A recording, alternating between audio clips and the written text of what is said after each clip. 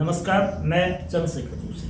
देवभूमि today में आपका स्वागत है। उत्तराखंड को 9 नवंबर को 24 साल पूरे हुए हैं। छत्तीसगढ़ और झारखंड के उलट उत्तराखंड राज्य का निर्माण इस आसानी से नहीं हुआ।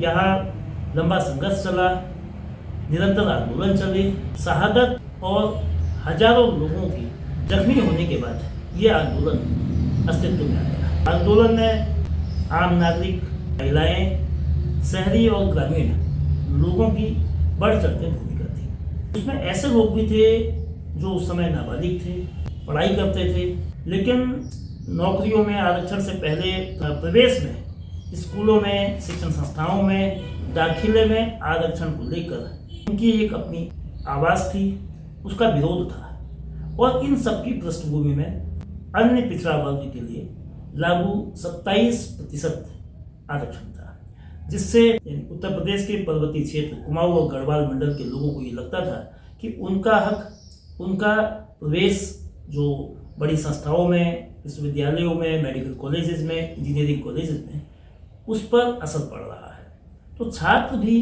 बहुत बड़ी संख्या में इस आंदोलन में स्वतः स्फूर्त कूदे। 3 बड़ी घटनाएं 1994 में हुई। 1 सितंबर को खटीमा में शांतिपूर्ण तरीके से आंदोलन कर रहे निहत्थे प्रदर्शनकारियों पर पुलिस का दमन चक्र, 7 लोगों की जान गई, कई लोग लापता हुए, बड़ी संख्या में लोग जख्मी भी हुए। 1 दिन बाद गढ़वाल में, मसूरी में ही इस तरह की वारदात सामने आई। इन दोनों घटनाओं ने लोगों का खून खौला दिया। उसका नतीजा आंदोलन को गति मिली है। लेकिन आज हमारे साथ एक ऐसे युवा चेहरे हैं आंदोलन का, जिन्होंने वो मंजर देखा 1 सितंबर 1994 का खटीमा का गोलीकांड, और खुद वह उस गोलीकांड में, उस उत्तर प्रदेश पुलिस की निर्ममता से बाल बाल बचे हैं। शरीर में गोली के जख्म आज भी 3 दशक पहले हुए उस दमन चक्र की याद दिलाते हैं। क्या राज्य उन सपनों, उन उद्देश्यों को पूरा किया? खुद हम जानते हैं खीम सिंह बिष्ट साहब से, जिन्होंने शरीर पर पुलिस के दमन चक्र की निशानी बोली है। तो बिष्ट जी, बहुत आपका स्वागत है। इस आंदोलन में जब 1994 में ये आंदोलन बहुत तेजी से एकाएक बढ़ा, आप कैसे इसमें हिस्सेदार बने? उस समय आपकी उम्र कितनी थी और क्या आप उस समय पढ़ाई कर रहे थे या कुछ और? 1 सितंबर 1994 की बात है। मैं उस समय 12वीं की कक्षा में था, थारो इंटर कॉलेज खटीमा में, और वहीं रहता था किराए के मकान में, अपने भाई के संरक्षण में पढ़ाई करता था। तो जब मैं पढ़ाई के दौरान, स्कूल भी हमारा थाने के ही सामने होता था, और हमारा डिग्री कॉलेज थोड़ा सा वहाँ से शहर के किनारे साइड में था। तो लगभग हर तीसरे दिन, चौथे दिन वहाँ एक तरफ से उत्तराखंड आंदोलन चला था, एक तरफ से आरक्षण विरोधी आंदोलन चला हुआ था। उन दोनों आंदोलनों ने एक जोर पकड़ के एक में समाहित हुए हो। तो उस दौरान एक दिन पहले तो उन्हीं छात्रों और उत्तराखंड आंदोलनकारी का जो जुलूस था, उसमें भी हम उन छात्रों के साथ ही शामिल थे। तो एक बार में तो हम जो है एक दिन तो जेल गए। तो पुलिस ने हमें रखा जेल में, खटीमा के ही उस जेल में रखा। लेकिन दूसरे दिन हम में से कई लोगों को छोड़ दिया, कुछ छात्रों को, हमारे साथ के छात्रों को इधर उधर की जेलों में ले गए। उस दिन हम घर चले गए थे। फिर उसके बाद 1 सितंबर की घटना की बात है। तो उस दिन जो था, पूर्ण रूप से उत्तराखंड राज्य का निर्माण का आंदोलन चल रहा था, जुलूस, धरना प्रदर्शन। उसमें महिलाएं भी थी और आर्मी एक्समैन भी थे और छात्र भी थे। जुलूस इतना भयंकर था कि एक कोने से लेकर मार्केट के दूसरे कोने तक हुजूम जो है पूरा का पूरा था, छात्रों से भर के, से मिला के। तो जैसे ही हम अपने थारो इंटर कॉलेज के सामने में और थाने के सामने में पहुंचे, तो थाने के और तहसील के बीचों बीच से जब जुलूस निकल रहा था, तो उस समय जो है वहाँ पर CRPF, SSB और रैपिड एक्शन फोर्स, ये 3-4 फोर्स है, प्लस पुलिस, यूपी पुलिस। इन फोर्सों के बीच में जब पहुँचे हम, तो हमारे ऊपर इतनी गोलियां चली, वो बार बोर के छर्रे से लेकर AK-47 के रिवॉल्वर से गोलियां चलना शुरू हो गई और जिसमें तितर बितर हो गई थी। पूरे आंदोलन ऐसा हो गया था कि जहां तहां खून खराबा हो गया था, रोड सन चुकी थी उसी जुलूस में। तो उन घायलों में और मृतकों के बीच में एक घायल आंदोलनकारी के रूप में मैं भी था, और जिसमें मेरे माथे से लेकर ये अभी तक भी छर्रे, बार बोर के छर्रे अभी तक भी हैं, और ये अभी ये निकाले हुए छर्रे हैं, और आँख में जिसमें आँख में जख्म था। और उसके साथ साथ ये देखिए, ये जब मैं खटीमा से लेकर बरेली तक हॉस्पिटलों में गया तो ये मेरी फ़ोटो है इसमें। और इसके साथ साथ हमारे साथ के जितने भी लोग थे, ये आंदोलनकारी वाले घायल, और इसमें ये भी थे, कितने लोग ये जो है इसमें इतने हमारे साथ के लोग ये थे, मतलब कितने और अनगिनत लोग थे कि खटीमा के बाद हमें वहाँ का छात्र संघ अध्यक्ष भी था, किशन सिंह बिष्ट जी थे। वो अभी खटीमा में एक बिजनेसमैन भी है और राजनेता भी के तौर पर भी सामाजिक कार्य करते हैं। उन्होंने हमें खटीमा शाम के 7-8 बजे के टाइम में, हम जब गोलियां लगी हमें, तो हम एक तहसील में किसी के घर के अंदर घुस गए थे, तो दिन भर वहीं रहे। 12-1 बजे का टाइम था, उस समय गोली लग चुकी थी। और उसके बाद मेरे पूरे शरीर से खून लथपथ, शरीर में खून का लथपथ था मैं। और फिर घर के अंदर, किसी के घर के अंदर गया, किसके घर के अंदर गया ये भी पता नहीं था। तो कई घायलों को लेते हुए वो किशन सिंह बिष्ट जी आए और उनने किसी की जीप ही मांगी थी, उस जीप में भरा, शाम के टाइम में वहाँ से ले जाके शहर के बाहर से घुमा के उनने सरकारी हॉस्पिटल में एडमिट किया। वहाँ ऐसी भीड़ थी कि वहाँ हमारा इलाज होना नामुमकिन था। उसके बाद पीलीभीत हॉस्पिटल में हमें एडमिट किया, और उसके 2 बजे रात में वहाँ से भी हमें सीरियस गंभीर हैं करके हमें बरेली डिस्ट्रिक्ट हॉस्पिटल में करा, जिसमें वहाँ हमारा ऐसे इलाज चलता रहा, वहाँ एडमिट रहे। लेकिन ये प्रमाण तो हमारे पास हैं तो सही, लेकिन पूर्ण रूप से नहीं है। ऐसे ट्रीटमेंट चलता रहा, 7 दिन वहाँ एडमिट रहा। उसके बाद मेरे आँख का ऑपरेशन हुआ, और जो अभी भी बदन में मेरे छर्रे अभी भी मौजूद हैं। उसके बाद भी मेरा नवंबर 1994 मेरा ट्रीटमेंट चलता रहा बरेली से। उस दौरान वो व्यवस्था जो जैसी घटना थी तो वो बड़ी दुखदाई थी। के साथ ऐसे ऐसे लोग थे जिनका एक पैर टूटा हुआ था, और उसी पैर को पुलिस वाला खींच रहा है तो पैर अलग हो गया, और आदमी जिंदा है, पैर अलग होके साइड में रख दिया उसने, और हम वही मंजर देख रहे थे।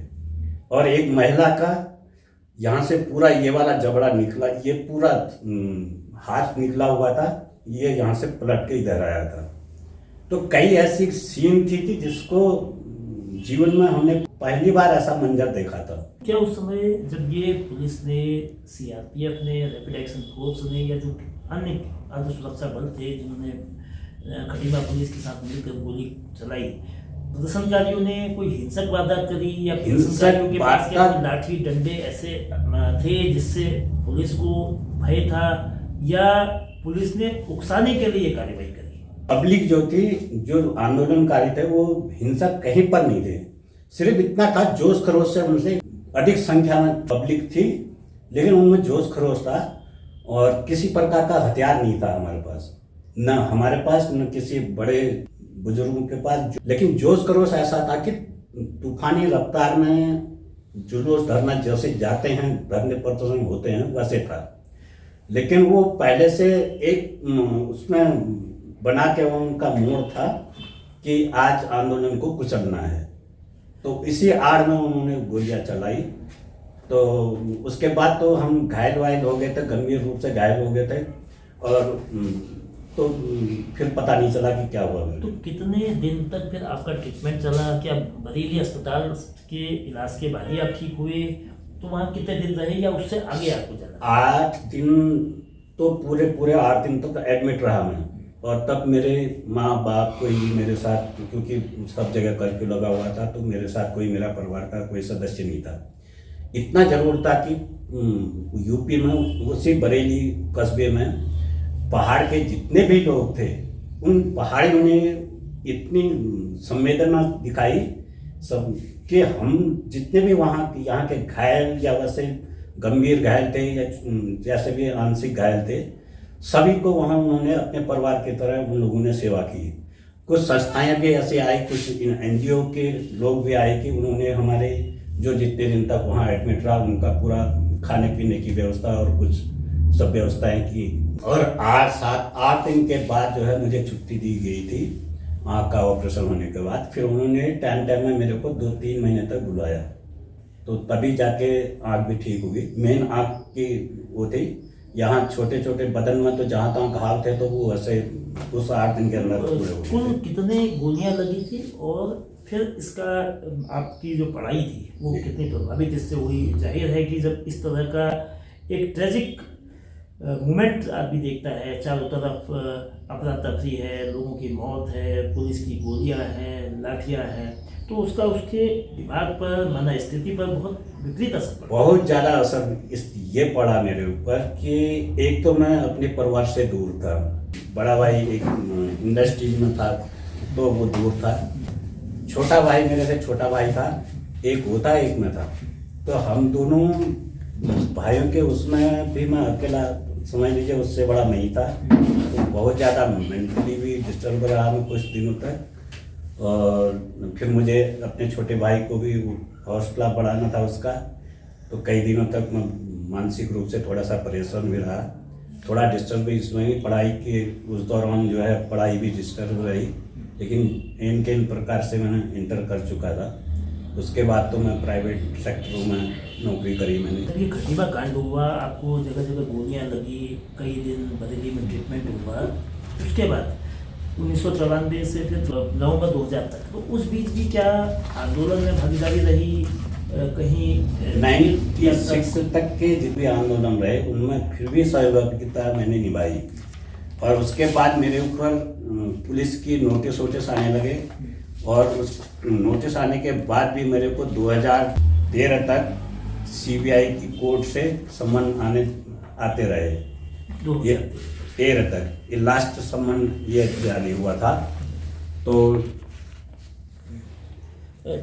अब इस सम्मान की क्या स्थिति है? क्या स्टेट गवर्नमेंट ने उत्तराखंड बनने के बाद इस सम्मान को फिर से आउट नहीं किया? जब भी मैं इन सम्मानों में जाता था, 2 बार देहरादून गया और 2-3 बार वहीं खटीमा में ही कैंप, उनका कैंप के हिसाब से आते थे, तो वहीं आती थी, वहीं उनके वकील और पुलिस जो भी आती थी। तो उनमें लास्ट जब ये 2013 की फाइनल उसमें था, तो उन्होंने ये कहा, सरकारी वकील थे, उन्होंने कहा कि जब भी अब कोई ऐसा आएगा तो नोटिस, उससे पहले आप केवल देहरादून आने की ज़रूरत नहीं, और जहां आपका स्थायी निवास है वहां की पुलिस को ये सूचना देंगे और उन्हीं के माध्यम से आपको बुलाएंगे। तो 2013 के बाद अभी तक कोई नोटिस नहीं आया। मतलब अभी ये मामला स्टेट गवर्नमेंट ने सब्साइड नहीं किया है, क्या ये निस्तारित नहीं हुआ है? अब सर यही तो विडम्बना है कि स्टेट गवर्नमेंट ने 2013 तक, लगा लीजिए इतने सालों तक, मतलब ये चीज़ें चलती रही, और जानकारी, वैसी जानकारी हमें कुछ नहीं रहती। केवल हमें वहाँ बयानों के लिए बुलाते हैं और उसमें भी ये शपथ दिलाते हैं कि आप एक उपद्रवी थे करके, इस प्रकार के बयान दर्ज करवाते हैं।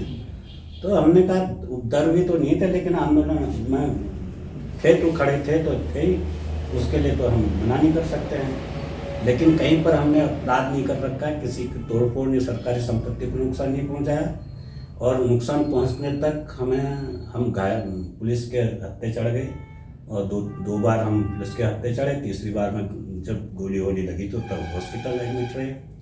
तो अब उसके बाद ये नतीजा है। इस मामले को आपने, तमाम सरकारें बन गई है, 5वीं सरकार है, तो भारतीय जनता पार्टी की सरकार, उससे पहले कांग्रेस की सरकार, इनके सम्मुख अपने प्रतिनिधियों के माध्यम से उठाया? बिल्कुल, मैंने तो खुद में प्रतिनिधियों के माध्यम से, क्या मैंने मुख्यमंत्री जी, यही नहीं एनडीटी आज के वर्तमान मुख्यमंत्री जी के बात ही नहीं, मैं तब पास में ही था जब एनडी तिवारी जी से लेकर, एनडी तिवारी जी थे, निशंक पोखरियाल जी थे, और उसके बाद कोश्यारी जी थे, जब भी थे, तो सबके सामने मैंने अपने इन्हीं केवल और चीज़ों के लिए नहीं, जितना मैं आंदोलनकारी हूँ और मुझे नौकरी दो करके मैंने उसकी पीड़ा दर्ज नहीं कराई, लेकिन मुझे ये कि सीबीआई की ये नोटिस आ रही हैं करके इन चीज़ों से मुक्ति दिलाई जाए करके मैंने कई बार गुहार लगाई थी, पर उन्होंने कहा सरकारी कामकाज है, सबके लिए चल रहा है, तो नोटिस आते रहेंगे तो कोई बात नहीं, हम अपनी तरफ से कार्रवाई कर रहे हैं। तो ये आश्वासन मिलते रहे हमें हमेशा। सीबीआई का ये आखिरी नोटिस कब आया? 2013 में आया, उसके बाद नहीं आया? उसके बाद अभी फिलहाल तो 11 साल से फिलहाल, लेकिन ये मामला विस्तारित हो गया है, ऐसा भी कोई पता अभी नहीं कोई ऐसी जानकारी भी नहीं है किसी की। तो आप पर पुलिस के जो मुकदमे हैं वो सब बाकी तो सब साइड हो गए होंगे? साइड और चीज़ों से तो नोटिस आए नहीं थे, लेकिन पूछताछ जब तक हमारे, जबकि उस समय मुरली मनोहर जोशी जी थे जब केंद्र में, तो उस समय उनके द्वारा भी एक उत्तराखंड खटेमा गोलीकांड वालों के लिए एक सामूहिक रूप से मुआवजा टाइप का भी आया था। तो उन्होंने उस समय हम लोगों को बार बार नैनीताल की तरफ से आते थे, नोटिस आते थे कोर्ट रोड से।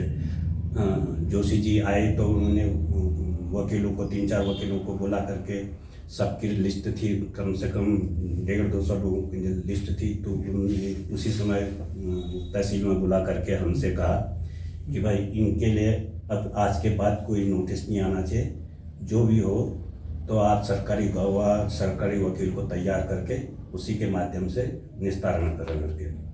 तो उन्होंने एक बार जरूर वो पैरवी करी थी। तो मतलब उसके बाद उत्तराखंड पुलिस के नोटिस आना बंद हो गया और केवल सीबीआई का 2013 तक है, जो अभी नहीं आया है, लेकिन मामला कहाँ तक है ये अभी जानकारी दी है। तो आप क्या इसमें जेल वगैरह भी जाने का?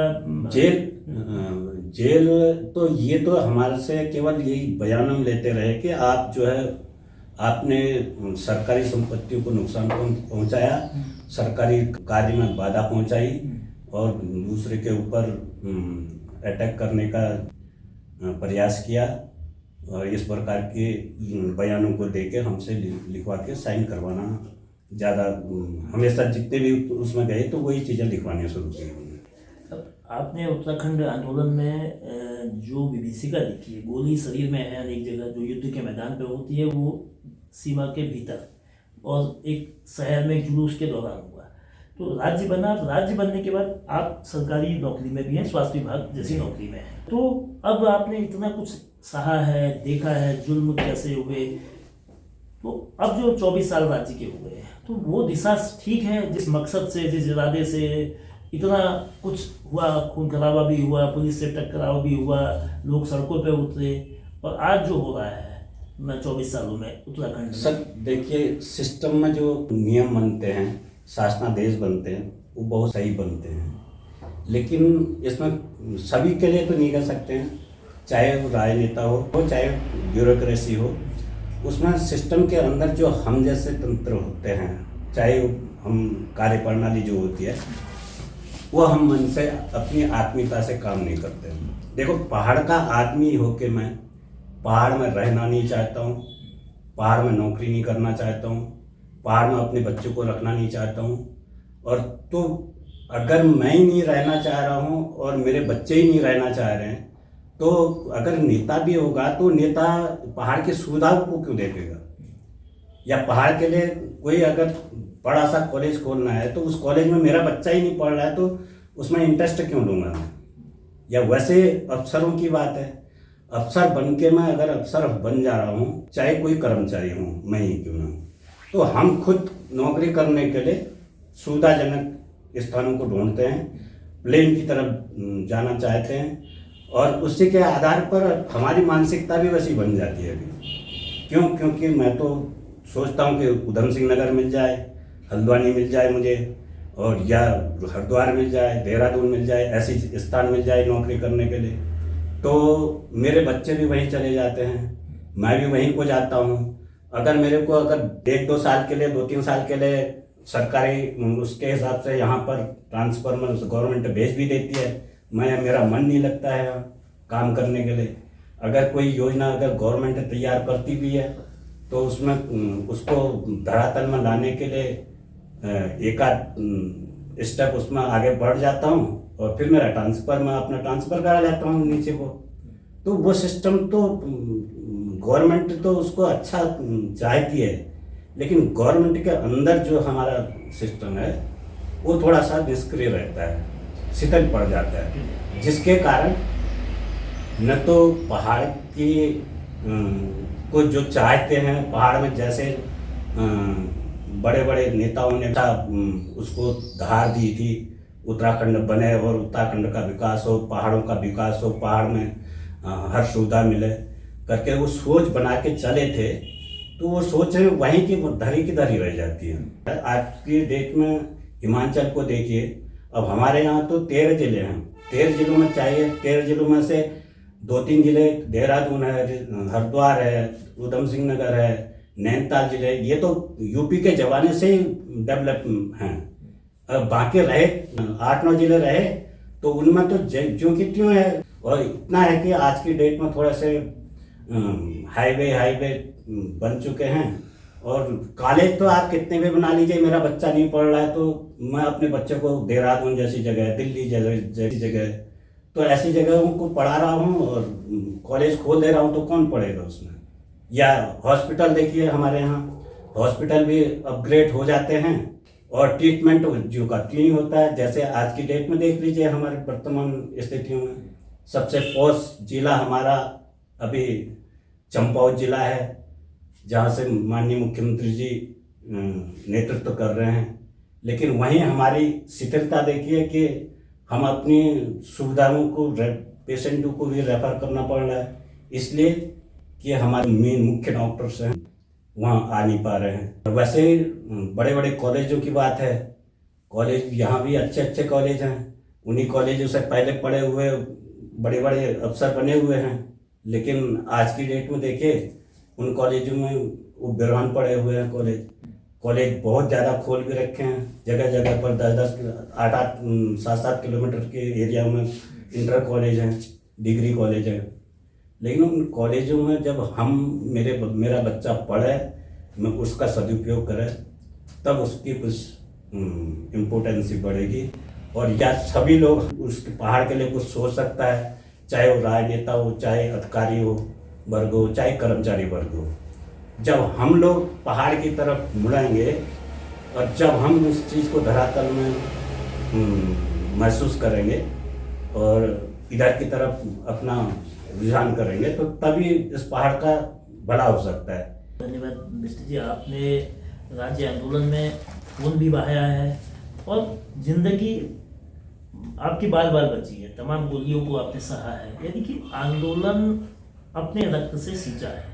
और जो आंदोलन के बाद के 24 साल केंद्रित विकास की जो जरूरत है, पहाड़ विकसित हो, न केवल 3 से 4 मैदानी जिले, पहाड़ के विकास के लिए पहाड़ के लोगों को, पहाड़ के प्रतिनिधियों को और उत्तराखंड के अफसरों को मिलकर चिंता करनी होगी। नीतियां जो बन रही हैं, उन नीतियों का कारगर, असरकारक और जनता के हित में क्रियान्वयन होगा, तभी उत्तराखंड राज्य का जो मकसद है वो पूरा हो सकेगा और तभी आंदोलन के दौरान जो जख्म सहे वो जख्म भर पाएंगे।